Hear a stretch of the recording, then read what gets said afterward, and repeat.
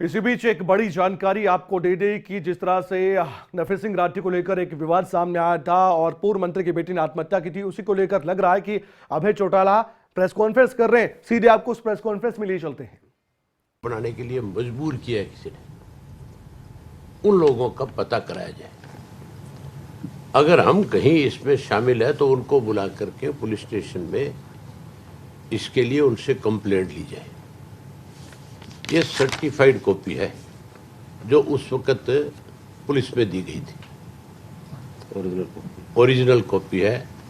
SHO ने इसको receive किया है और एसएचओ ने उसके बाद जगदीश को थाने में बुलाया और जगदीश ने एसएचओ के सामने ये बात स्वीकार करी कि मैं शराब के नशे में था।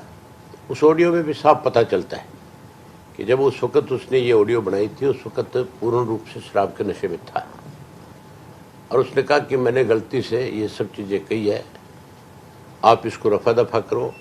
मैं इसके लिए विधायक जी से, नफे सिंह जी से अपने आप बात कर लूँगा, उनसे माफी मांग लूँगा। ये तो एक सबूत है उस चीज़ का कि इन्होंने तो अपनी तरफ से कंप्लेंट दे रखी है और उन्होंने कोई भी अपनी तरफ से किसी भी थाने में आज तक कोई एफआईआर नहीं कराई।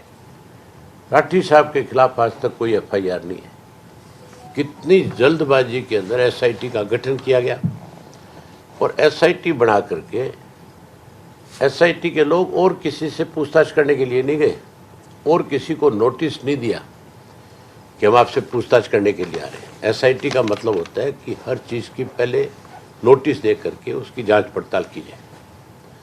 सीधा राठी साहब के घर पे पुलिस की जिप्सियां भेज दी। डीएसपी स्वयं गया, डीएसपी के साथ 2 पुलिस की गाड़ियां और गई, एक सिर्फ दहशत बनाने के लिए कि हम तो भाई इस मामले के अंदर जो है आपको अरेस्ट करेंगे।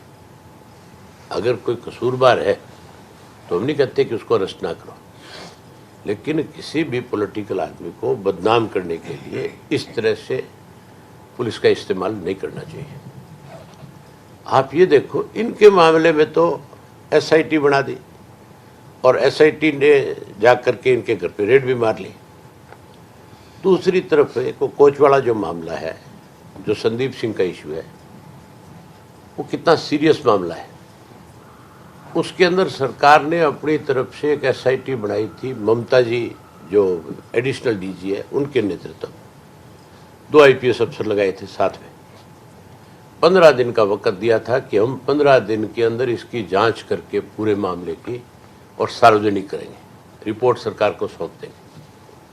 आज तक किसी ने एक बारी भी किसी को कोई नोटिस नहीं दिया और कोई पूछताछ नहीं करी। आप इस बात से अंदाजा लगा लो कि सरकार कितनी सीरियस है। किस तरह से किसी एक राजनीतिक व्यक्ति को, किसी एक राजनीतिक दल के ऊपर कलंकित करने के लिए कितने छोटे हथकंडे अपनाए जाते हैं, किस तरह के षड्यंत्र रचे जाते हैं। हमारी डिमांड है इसमें कि बजाय हरियाणा की पुलिस से इसकी जांच करा के इस मामले को सीबीआई को सौंपना चाहिए, इसको भी और संदीप सिंह वाले मामले को भी, दोनों को सीबीआई को दे देना चाहिए, ताकि ये साफ हो कि उसने सुसाइड क्यों किया, उसके पीछे कौन लोग थे। जो ऑडियो बनाई गई उस ऑडियो को सबसे पहले वायरल किसने किया? उस ऑडियो को वायरल करने वाला कोई और व्यक्ति नहीं, जेजेपी का प्रदेश कार्यकारिणी का एक सदस्य है जो भादुरगढ़ का रहने वाला है और रहता है पंचकुला में, जिसका नाम है सनबीर सिंह दलाल। उसके पास ऑडियो कहाँ से गई, इस बात की भी जानकारी लेनी चाहिए, जांच करनी चाहिए पुलिस को कि उसने सबसे पहले उसको जारी किया और फिर जारी करने के बाद उसके पास गई तो कहाँ से गई। यहाँ तक भी इस बात को लेकर के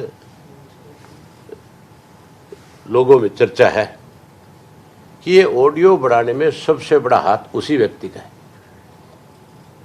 ये जेजेपी वालों का एक षड्यंत्र है।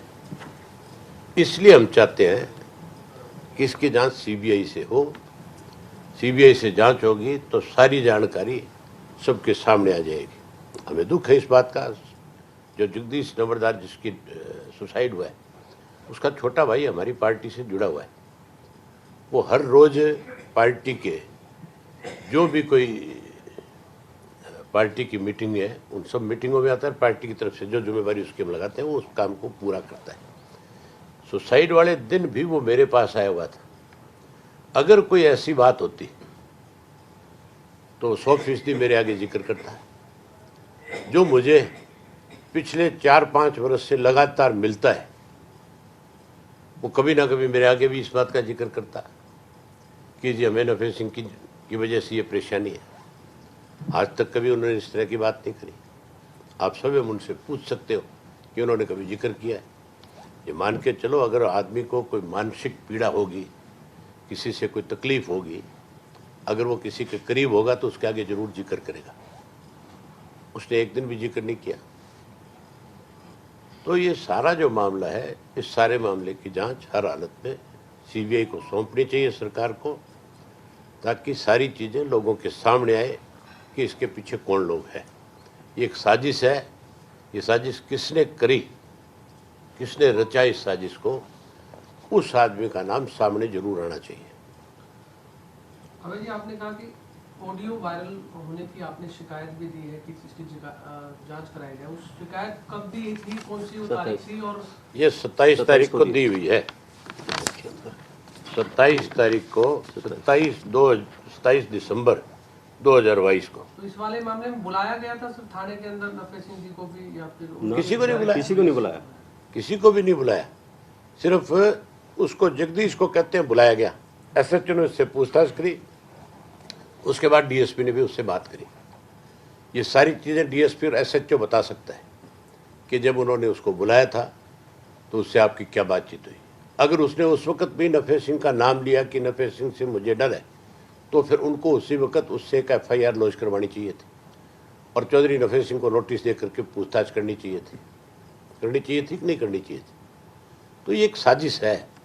अब किसने इस साजिश को रचा है, कौन इसका जिम्मेवार है, वो तभी सामने आ सकती है जब इसकी निष्पक्ष जांच हो। एक पार्टी को घसीटना क्या मानते हैं कि राजनीतिक साजिश हो सकती है, और कौन इसके पीछे है? ये साजिश ही है। तो और मैं क्या बता रहा हूँ आपको, साजिश। अगर ये साजिश नहीं है तो फिर 27 तारीख को जब इन्होंने कंप्लेंट दी तो इसके बाद जगदीश से जो पूछताछ हुई, उसके बाद अगर कहीं जगदीश नाम लेता है इनका, तो फिर एफआईआर होनी चाहिए थी। उसको पुलिस प्रोटेक्शन देनी चाहिए थी, उसकी मदद करनी चाहिए थी, इनको बुला करके उसके सामने बैठा करके सारी चीज़ों को पूछना चाहिए था।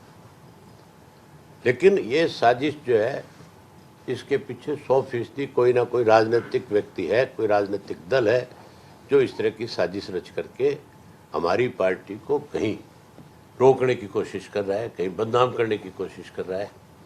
अब इनको इस बात का डर है कि हमने एक बड़ा फैसला ले रखा है, हम फरवरी के महीने से पद यात्रा शुरू कर रहे हैं। इनको इस बात की चिंता है कि उस पद यात्रा के दौरान पूरे प्रदेश भर में आपकी जो आज तक की राजनीतिक गतिविधियां रही है उनके बारे में हम लोगों के बीच में खुल करके बताएंगे। एक एक गांव शहर जा करके इनकी पोल खोलने का काम करेंगे कि किस तरह से इन्होंने हरियाणा प्रदेश को कर्जे में डुबोने का काम किया है, किस ढंग से इन्होंने युवाओं की अनदेखी करी है, युवाओं को बजाय रोजगार बेरोजगारी भत्ता देने के, नौकरी देने के, कहीं नशे के कारोबार से जोड़ने का इन लोगों ने काम किया है, जो आज चरम सीमा पे हरियाणा में है, जिसको रोकने की बजाय सरकार की तरफ से संरक्षण है। इनको इस बात की चिंता है कि हम इनके लिए कल को बड़ा संकट बढ़ेंगे। तो इसके पीछे कोई राजनीतिक दल है, ये अभय चौटाला की ओर से कहा गया। अभय चौटाला की प्रेस कॉन्फ्रेंस को आपने सुना, जिसमें कई बड़ी बातें उनकी ओर से कही गई है। उन्होंने कहा है कि इसके पीछे कोई राजनीतिक दल है और ये अभय सिंह चौटाला की ओर से कहा गया है। साथ ही साथ उन्होंने कहा है कि निष्पक्ष जांच पूरे मामले की होनी चाहिए। तो अभय चौटाला की ओर से प्रेस कॉन्फ्रेंस की गई और इस प्रेस कॉन्फ्रेंस के माध्यम से उनकी ओर से बड़ी बातें कही गई है। निष्पक्ष जांच होनी चाहिए, ये भी अभय चौटाला ने कहा है।